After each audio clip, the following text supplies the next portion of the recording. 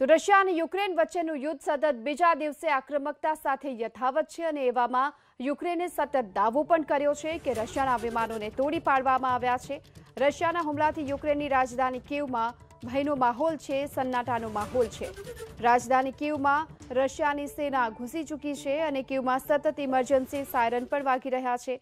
રશિયાના મિસાઇલ હુમલાથી કીવમાં બે રહેણાંક બિલ્ડિંગોમાં આગ લાગી લોકોને બોમ્બ સેન્ટર પર જવાની પણ મનાઈ કરવામાં આવી છે અને આ સાથે જ યુક્રેને કીવ પર ઉડતા રશિયાના વિમાનોને તોડી પાડ્યાનો દાવો કર્યો છે અને ક્રેશ થયેલા આ વિમાન રહેણાંક બિલ્ડિંગ પર પડ્યું હોવાના પણ સમાચાર છે। તો હોટલમાં રોકાયેલા લોકોને બેઝમેન્ટમાં રહેવા માટેનો આદેશ અપાયો છે।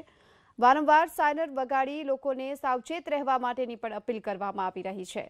આ તરફ રિવના એરપોર્ટ પર રશિયાએ રોકેટથી હુમલો કર્યો છે, જેમાં યુક્રેને રશિયાના 800 લોકોને ઠાર માર્યાનો જોકે દાવો પણ કર્યો છે।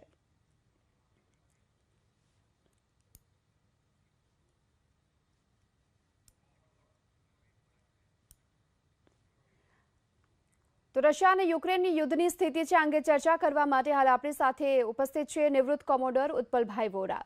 ઉત્પલભાઈ, હાલની સ્થિતિ અને સતત 24 કલાકથી પણ વધુનો સમય થઈ ચૂક્યો છે, આ યુદ્ધ હજુ પણ યથાવત છે અને બીજી તરફ અમેરિકા કે જેમણે સતત કહ્યું છે કે તે સેના નહીં મોકલે અને આ યુદ્ધની હવે તમે કઈ દિશામાં જતું જોઈ રહ્યા છો?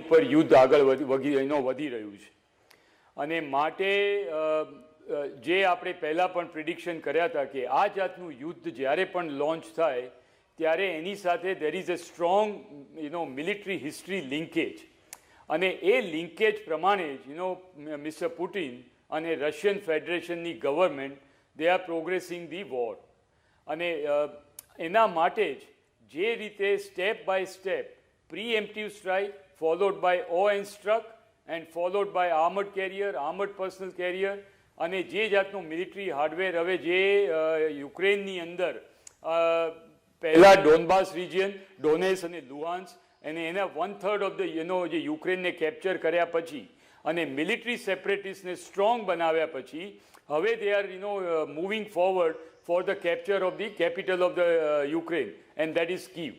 Chernobyl reactor is already under the control and capture of Russian forces.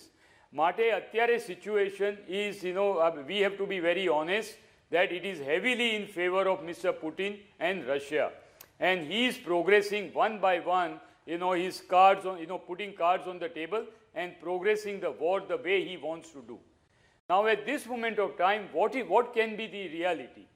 The reality is that when you initiate this kind of a war, there are three objectives. One is a tactical objective, બીજો છે operational objective, and a third is a strategic objective. અને they make no mistake about it. મોટા ભાગના strategic the thinkers and community, they are missing the point. અને I have always highlighted this point that this war is not about Russia and Ukraine. આ જે war થઈ રહી છે, it is for the control of Europe. યુરોપના resources, influencing Europe અને making sure કે Europe does not go and sit in the lap of the United States and the NATO country. Now the entire European countries as of now they are under the security umbrella of NATO અને USA. So Russia does not want that situation અને એના જે બાર જે peripheral states કે જે નેટોમાં જઈને જોડાઈ ગયા છે એને it is giving A warning that you better watch out, you could be next on my breakfast plate. And at the same time, Ukraine, the largest the state, એને ચોખ્ખું કહી દેવામાં આવ્યું છે કે તમે don't even think or even dream of joining NATO because we will demolish you. That is the tactical objective. And a tactical objective, to a large extent, Putin has already achieved. And Russian forces have already entered Kiev, Kharkiv, and also the Odessa port and Sevastopol is already under the control of the Russian fleet, Black Sea fleet. And US Navy, the Ukrainian Navy is already demolished and is of no use that they can be put to use.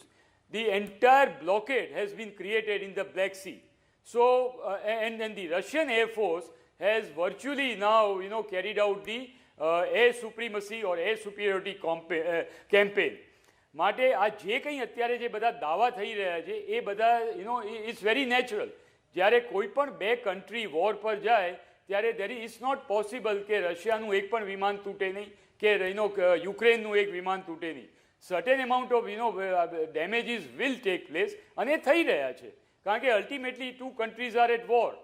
પણ there is also going to be large amount of disinformation campaign અને psychological campaign to boost up the morale of their own people and telling the people that આપણા armed forces, they are fighting to the best of their ability. And that is what the Ukrainian government is doing. But let us be very honest about it.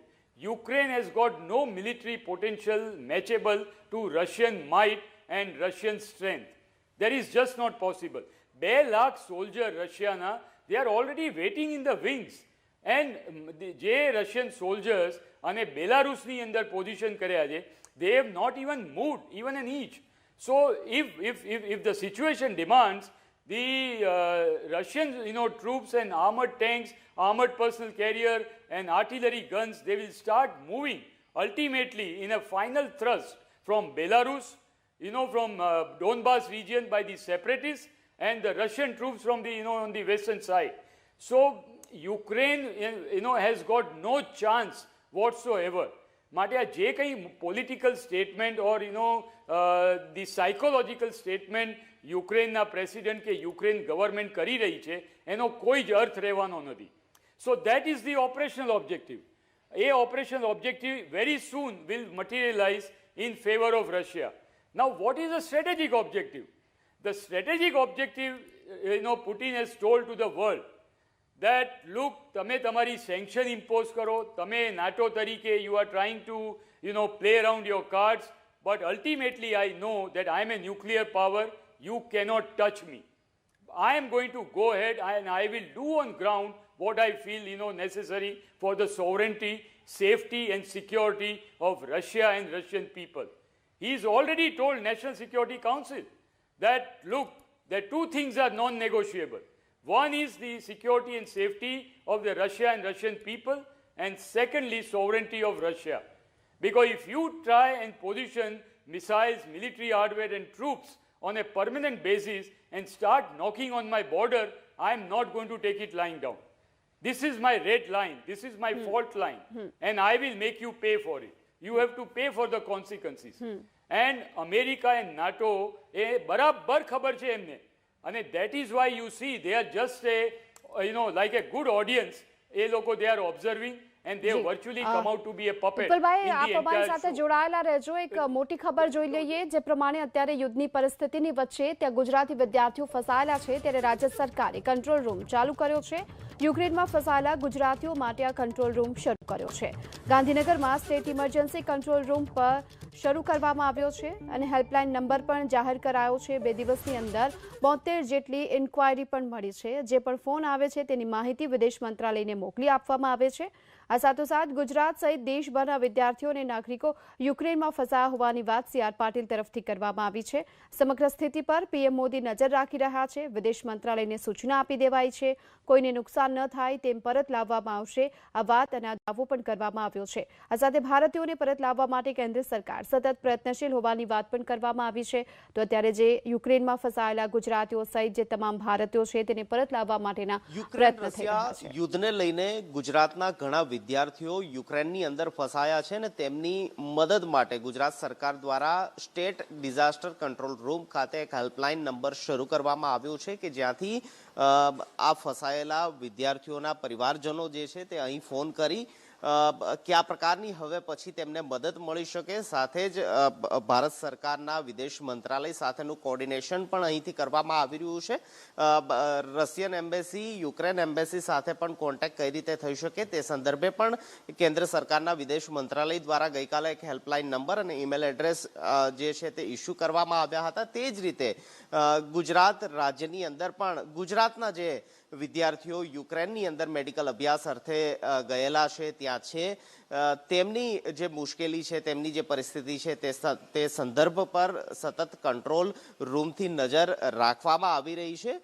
તેમના પરિવારજનો અહીંથી આ helpline નંબરના મારફતથી કઈ રીતે તેને મદદ પહોંચી શકે તે બાબતની જાણકારી મેળવી રહ્યા છે. 2 દિવસ દરમિયાન કુલ 72 જેટલા કોલ સ્ટેટ ડિઝાસ્ટર કંટ્રોલ રૂમના આ સેન્ટર પર મળ્યા છે. ખાસ અહીં તેમની સાથે જ વાત કરીશું. જે પ્રકારે આ હેલ્પલાઇન નંબર જનરેટ કરવામાં આવ્યો, કયા પ્રકારના કોલ આવી રહ્યા છે, કયા પ્રકારની મદદની જરૂરિયાત થઈ રહી છે, અને અહીંથી આપણે શું એમને માર્ગદર્શન અને હેલ્પ પ્રોવાઈડ કરી રહ્યા છે? જી, ભારત સરકારના મિનિસ્ટ્રી ઓફ એક્સટર્નલ અફેર્સ દ્વારા જે હેલ્પલાઇન નંબરો અને ઈમેલ આઈડીઝ ડિક્લેર કરવામાં આવ્યા છે એનું સંપૂર્ણ માર્ગદર્શન અત્રેથી ફોન જે મા બાપના આવે છે એમને આપવામાં આવે છે અને એમને સુનિશ્ચિત કરવામાં આવે છે કે જ્યારે પણ ભારત સરકાર દ્વારા એમને લાવવાની કાર્યવાહી થશે ત્યારે એમની વેબસાઇટ mea.gov.in ઉપર એડવાઇઝરી અને પ્રેસ નોટથી પબ્લિશ થશે એમને પણ જોતા રહેવા માટે સલાહ આપવામાં આવે છે અને એમને આશ્વાસન આપવામાં આવે છે. સર, કેટલા કોલ મળ્યા છે અને ખાસ કયા વિસ્તારથી વધુ કોલ જે છે તે આ મદદ માટે કે આ પ્રકારની માહિતી માટે અત્યારે આવતા હોય તેવી સ્થિતિ? જી, ગઈકાલ સાંજે કંટ્રોલ રૂમના નંબર ડિક્લેર થયા બાદ અત્યાર સુધીમાં અમને કુલ 72 જેટલા માતા પિતા તરફથી ફોન મળ્યા છે, જેમાંથી મોટાભાગના વડોદરા, સુરત, ભાવનગર અને અમદાવાદથી મળેલા છે. આ પ્રકારના હેલ્પલાઇન નંબર જે ઇસ્યુ કરવામાં આવ્યો છે તેને પર કોલ આવી રહ્યા છે તેમના પરિજન, તેમના વાલીઓ તરફથી, અને તેમના રેસ્ક્યુ માટે, તેમને સ્વદેશ પરત લાવવા માટે કયા પ્રકારની વ્યવસ્થા રાજ્ય સરકાર સાથે, કેન્દ્ર સરકારના વિદેશ મંત્રાલય સાથે ચાલી રહી છે તે સંદર્ભે માહિતી મેળવી રહ્યા છે અને અહીંથી તેમને પૂરી ગાઈડન્સ જે છે તે આપવામાં આવી રહ્યું છે. પરંતુ યુક્રેન રશિયાના યુદ્ધના કારણે ગુજરાતના મેડિકલ ક્ષેત્રે અભ્યાસ અર્થે ગયેલા વિદ્યાર્થીઓ મુશ્કેલીમાં મુકાયા છે અને તેમને સ્વદેશ પરત લાવવા માટેના બનતા પ્રયાસો હાથ ધરાઈ રહ્યા છે. કેમેરામેન વિપુલ બાલદા સાથે નિકુંજ જાની, એબીપી અસ્મિતા, ગાંધીનગર. તો ફસાયેલા લોકો માટે આ કંટ્રોલ રૂમ તૈયાર કરવામાં આવ્યો છે. બીજી તરફ આ યુદ્ધને લઈને સૌથી મહત્વની મોટી ખબર, રશિયાના હુમલા બાદ યુક્રેનના રાષ્ટ્રપતિએ પ્રથમ મોટું નિવેદન આપ્યું છે. વહેલા મોડા રશિયાએ અમારી સાથે વાત કરવી જ પડશે, જેટલું ઝડપથી વાતચીત શરૂ થશે નુકસાન ઓછું થશે, આ વાત કરવામાં આવી છે યુક્રેનના રાષ્ટ્રપતિ તરફથી. અને યુક્રેનની ઉત્તર પૂર્વી શહેર સુમી તરફ રશિયાની સેના આગળ વધતી જોવા મળી રહી છે. ટેન્કોની સાથે સુમી શહેર તરફ રશિયાની સેના આગળ વધી છે. બીજી તરફ આ પ્રકારનું યુક્રેનના રાષ્ટ્રપતિનું પ્રથમ અને મોટું નિવેદન. અંગે ચર્ચા માટે આપણી સાથે ઉત્પલભાઈ બોરા જોડાયેલા છે. ઉત્પલભાઈ, જે પ્રકારનું આ નિવેદન સામે આવી રહ્યું છે યુક્રેનના રાષ્ટ્રપતિનું, શું લાગી રહ્યું છે કે રશિયા તૈયાર થશે વાતચીત માટે? મને નથી લાગતું કે રશિયા પોતાનો સ્ટ્રેટેજિક ઓબ્જેક્ટિવ કે ઓપરેશનલ ઓબ્જેક્ટિવ અચીવ કર્યા વિના આ જાતના નિવેદનને કોઈ ઇમ્પોર્ટન્સ આપે.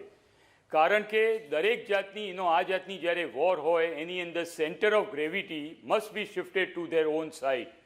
અને યુક્રેનના પ્રેસિડેન્ટને હવે અત્યારે ક્લિયર લાગવા માંડ્યું છે કે it is a matter of time કે either it will be toppled or he'll be captured and Russian forces will take control of Kiev and a capital of Ukraine, and ultimately Mr. Putin will swallow the entire the Ukraine as a state.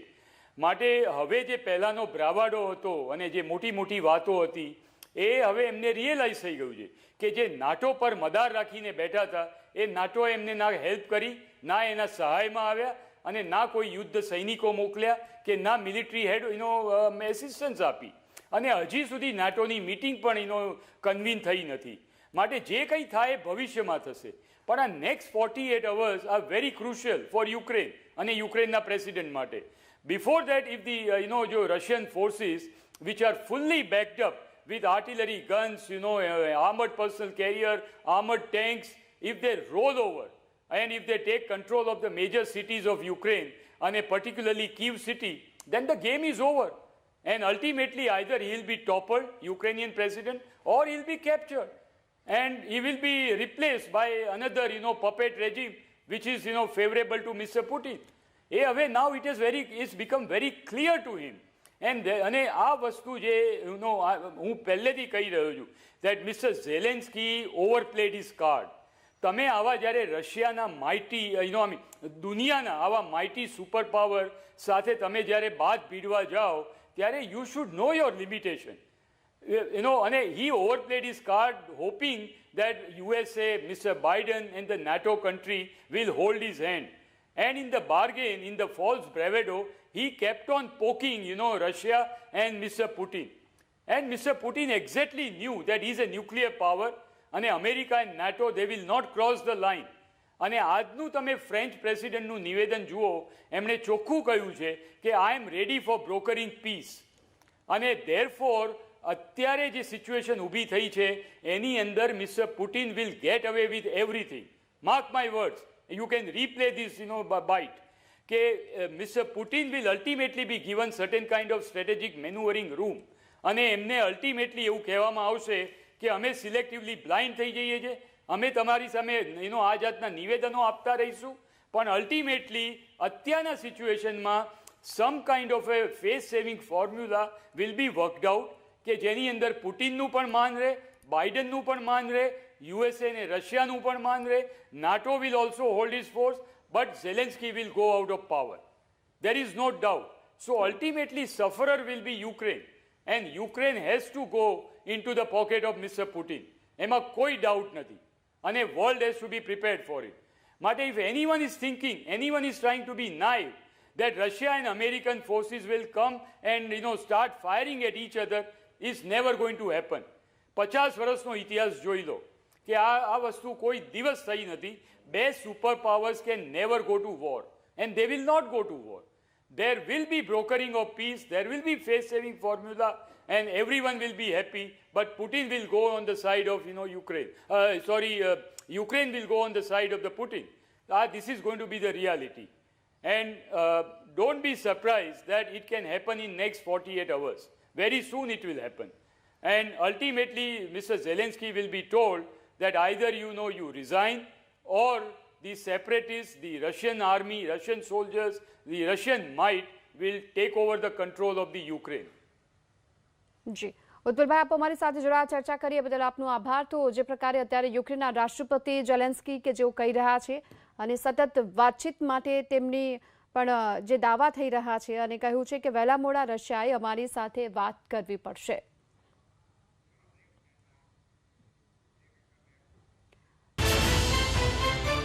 વાલીઓ લૂંટાઈ રહ્યા છે, છતાં વાઘાણી સાહેબનો વિભાગ કેમ છે સુષુપ્ત? શાળા કોલેજોમાં બીજી ટર્મની આવતીકાલથી શરૂઆત તો થશે, પણ ફી ક્યારે કરાશે નિર્ધારિત? જુઓ, હું તો બોલીશ રાત્રે 8 વાગે. એફઆરસી કેમ સાબિત થઈ રહી છે ફારસ?